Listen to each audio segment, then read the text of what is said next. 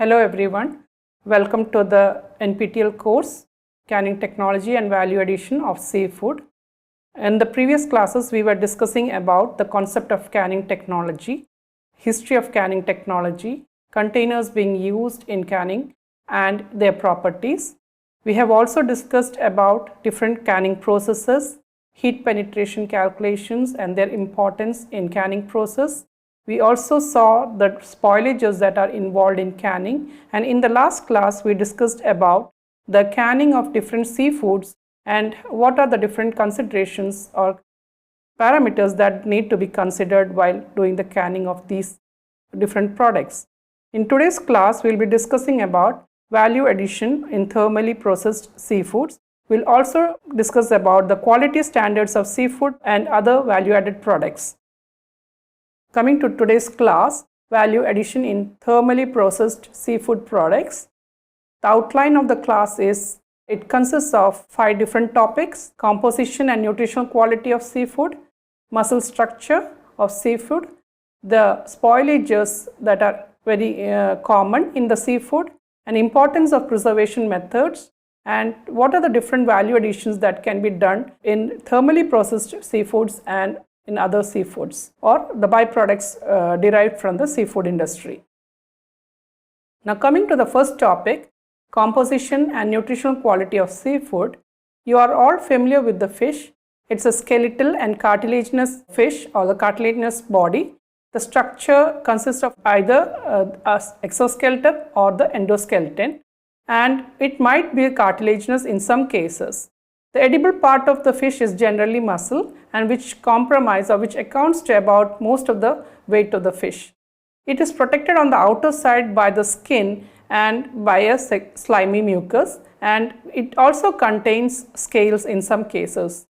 Gills are generally the breathing mechanism, and the body cavity, it contains all the major organs and it is protected by the cavity. And again, just like any other organism, living organism, the gut harbors the microbes. The major amount of microbes are limited to the gut region, and hence during preservation, degutting is a very important step, and these microbes or the gut has to be removed to prevent the spoilage of the fishery product. If you look at the anatomy of the fish, you can see here that on the surface you can find the gills, which are the breathing mechanism. We can also see on the surface the scales are there, which protects the body from external invasions or from other objects in the water. And we also have a slimy mucus on the skin, which prevents or its decomposition in the aquatic environment. And on the inner side or the inner body cavity, all the other major organs are protected. And intestine, it contains most of the microorganisms. Gills and the slime also contains microorganisms, but comparative to gills and slime, most of the microorganisms, they are concentrated in the gut region. The fish can be utilized, mainly it is used as a food, and usually the muscle part is used for the consumption, but the other parts like bones or the head region or the viscera and trimmings, blood, they can also be used to develop other value-added products. They are rich in other components like lipids or pigments. They can go into the animal feed or in the poultry industry. Now coming to the components of fish muscle, the major components, just like any other organism, you will find here water, fat and protein. The carbohydrate part is less in fish, and it is mainly glycogen.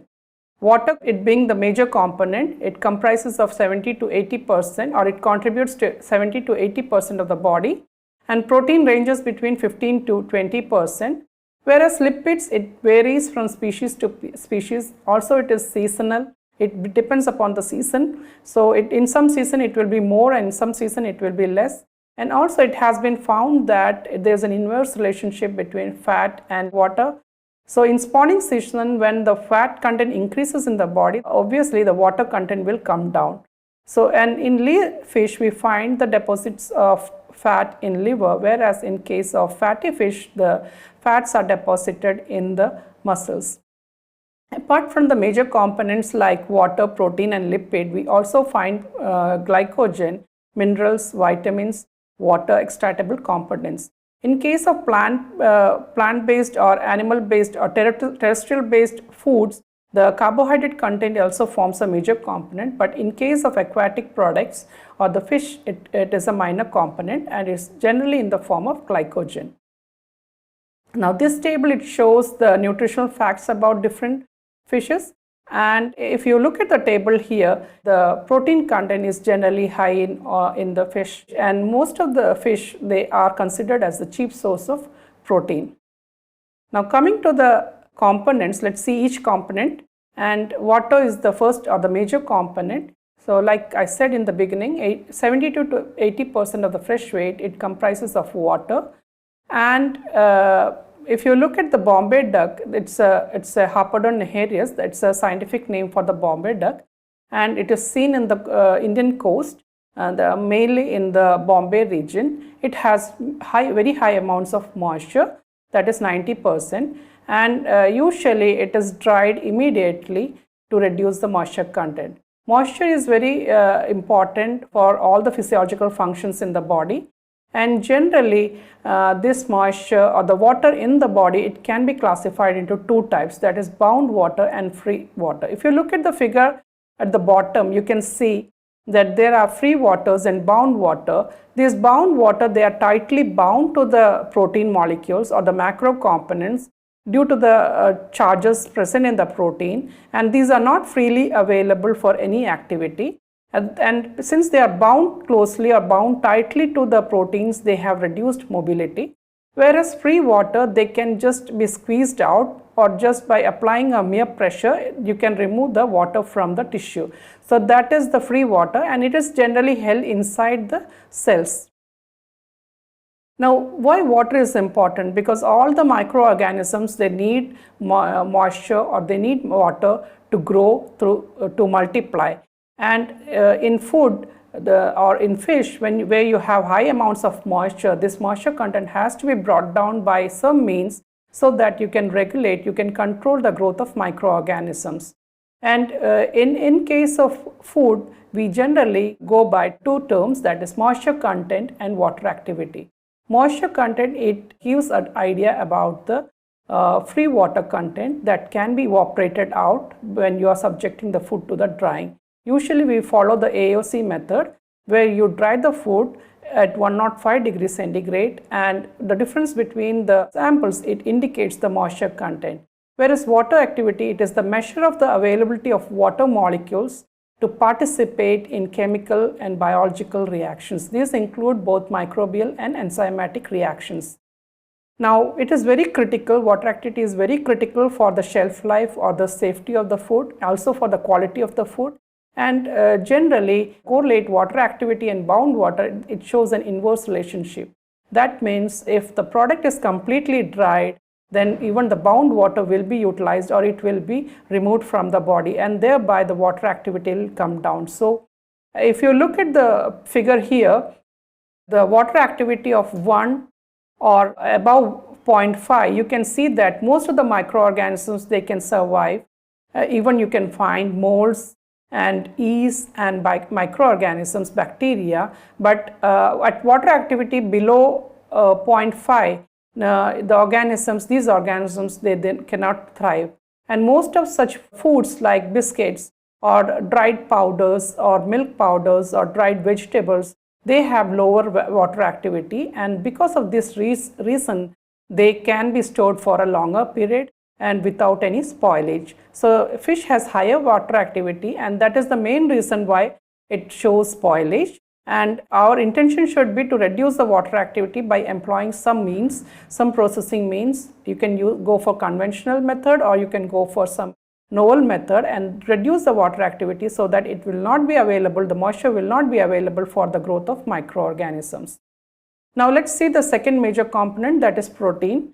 As you all know, protein, the base molecule for protein is amino acids. There are 20 main amino acids. Now 2 more has been added to this list.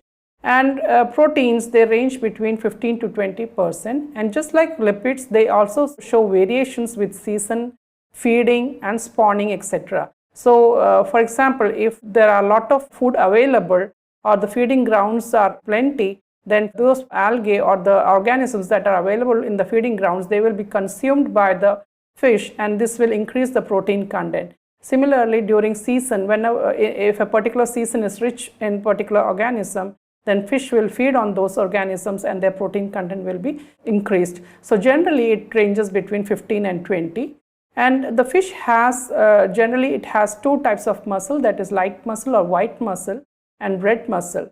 Red muscle, generally it contains low protein, but it is rich in fat. It also contains high amounts of myoglobin, whereas white muscle, they contain low protein content compared to the red muscle. Now, based on the solubility of proteins, the fish protein can be classified into three types, that is sarcoplasmic protein, myofibrillar protein and stroma protein. Myofibrillar protein and stroma protein together, they are also called structural proteins. Now, sarcoplasmic proteins, they are otherwise called enzymatic proteins. They are soluble in water and they are in low ionic strength solutions. So any solution below 0.15 molar you can use for the extraction of sarcoplasmic proteins. They generally contain myogens, globulins, enzymes, myoalbumins, and like I said, the total protein content is 15 to 20%. Of this total protein, the 25 to 30% will be sarcoplasmic protein, and it is generally high in pelagic fishes like sardine and mackerel, and low in demersal fishes. By demersal fish, I mean the deep sea fishes which are not floating on the surface. Pelagic fish, they float or they surface or they live on the surface, and demersal fishes, they are deep sea, they live in the deep sea oceans. And usually sarcoplasmic proteins are also used to characterize or to identify the species. So you just have to extract it with water and run the page, and just looking at the bands, you can say that it belongs to a particular species. So each species, they have their own identity with respect to sarcoplasmic proteins. Now coming to myofibrillar proteins, they are soluble. They are not soluble in water, but they are soluble in little higher strength solutions like 0.3 and 0.7 molar. So any solution ranging between 0.3 and 0.7 molar, you can use it for the extraction of myofibrillar proteins. And these generally consist of actin, myosin, actomyosin and troposin. Actomyosin is the complex form of actin and myosin. And myofibrillar proteins, they are generally involved in contraction and relaxation. Now again, of the total protein, myofibrillar protein contributes to around 65 to 75%. Myofibrillar proteins are also used for the preparation of surimi, because they exhibit gelling property and coagulation properties. So surimi is another fishery product which is developed using myofibrillar proteins of low value products, or the bycatch, which is usually thrown to the sea when the catch is very high and only the economically feasible ones are brought to the shore. So the bycatch is generally thrown to the ocean, and these bycatches, they are used for the development of surimi. Surimi is a value-added product. And now coming to the individual components of myofibrillar proteins, the major one is myosin.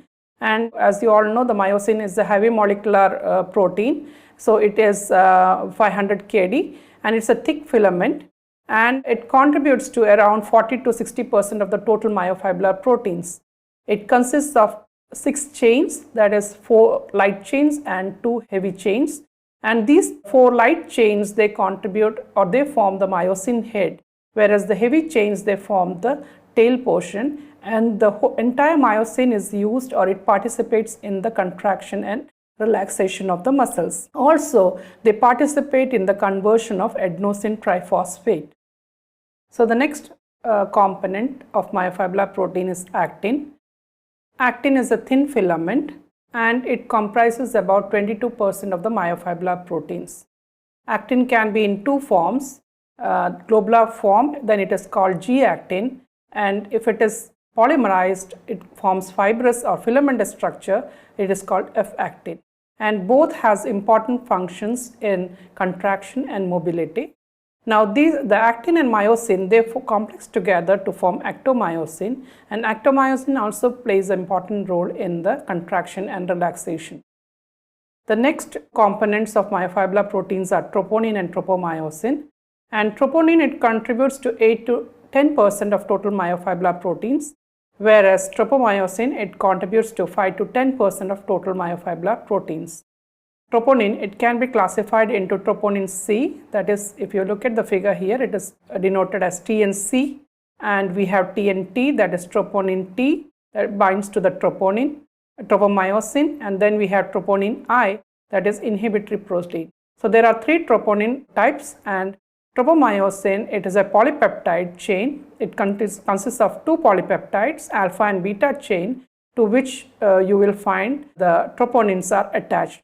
And together they all play an important role in the muscle contraction.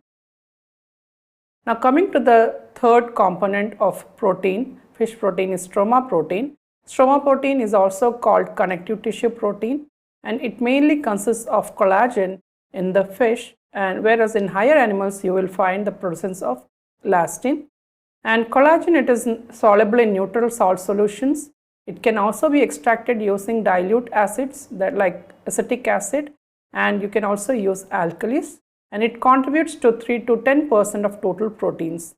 Generally in tea leaves you will find the lower amounts of collagen, whereas in elasmobranchs, that is in fishes like sharks, you will find high amounts of collagen, that is, it accounts to about 10%.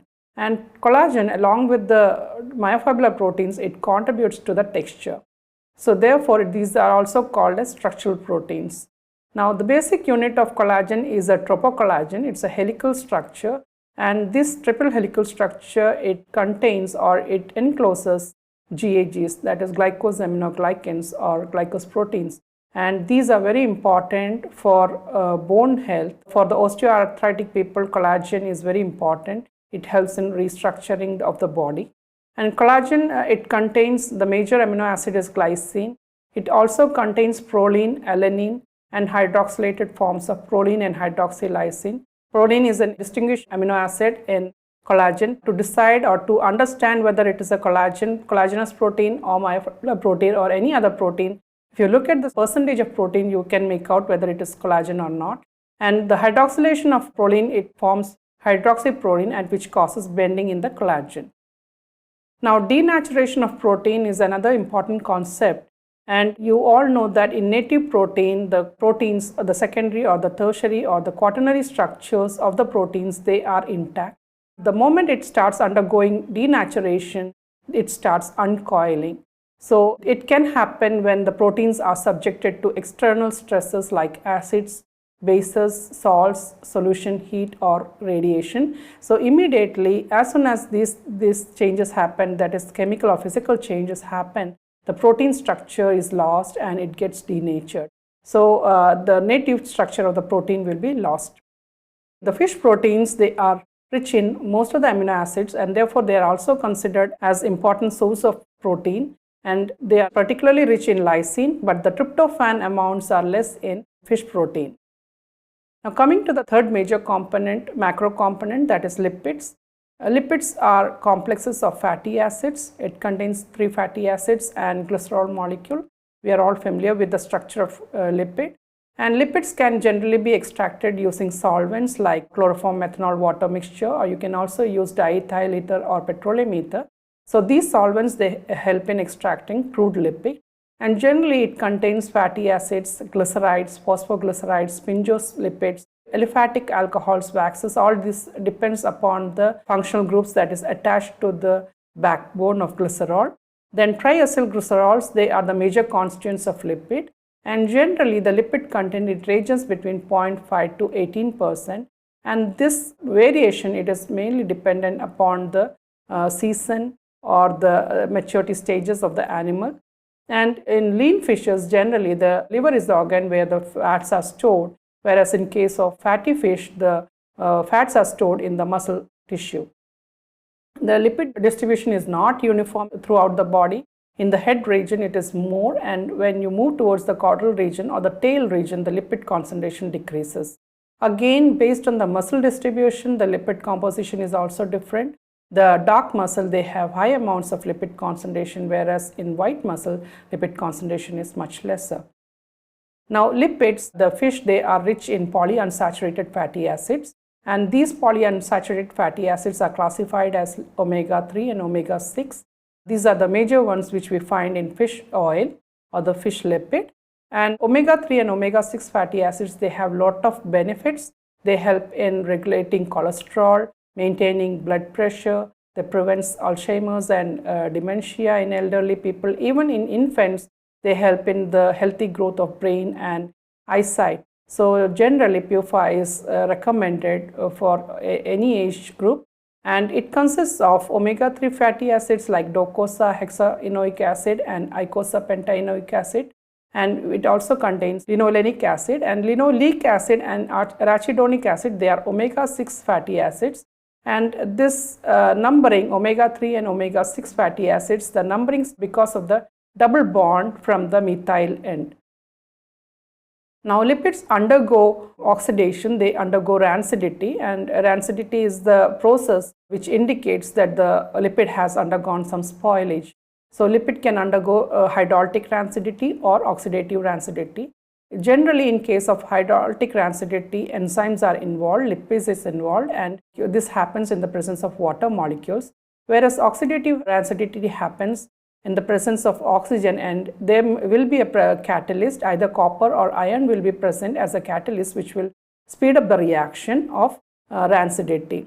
And the primary products like hydroperoxides and secondary products like aldehydes, ketones, alcohols are produced. So if you look at the figure here, you will find that rancidity can be, or auto-oxidation process can be divided into three, that is initiation, propagation and termination. Initiation starts with the formation of radical, and this radical, it causes propagation or cycling. So more and more radicals are produced, and these radicals, it cause rancidity or participate in rancidity. So it has to be terminated immediately. This can be done either by using some antioxidants or by reducing the oxygen contact or cutting off the water contact. So reduce the moisture content or cut off the oxygen contact, the rancidity in oils can be prevented. Now coming to the next components, vitamins. Vitamins are the micro components. Then vitamins, as we all know, it can be classified into water soluble and fat soluble vitamins. Then fat soluble vitamins, they include vitamin A, vitamin D, vitamin E and vitamin K. And water soluble vitamins include B complex vitamins and vitamin C. Usually liver oil contains, or it's a good source of vitamins. So because fat soluble vitamins, since they are soluble in fat, they will be deposited in the organs where fat deposits are there.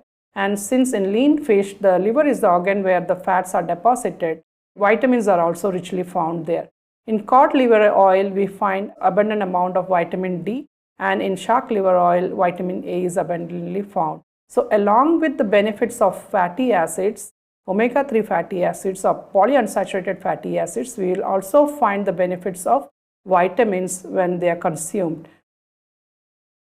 Now minerals, they are next micro components, and you can see that the fish body, it is rich in calcium, that is the main micro component. Then we also find sodium, potassium, phosphorus, magnesium, iodine and fluoride is also found in fish. Then apart from these major minerals, you also find traces of selenium and zinc. Selenium is again, it's a very important mineral because it exhibits anti-cancer properties. Zinc, for example, it also contributes anti-inflammation, or it reduces or it modulates the immune power of the person. Now coming to the last part of the slide, the take-home message is that fish is a nutritionally rich product. It contains high amounts of protein, but that is not the only component. It also contains high amounts of polyunsaturated fatty acids, minerals and vitamins.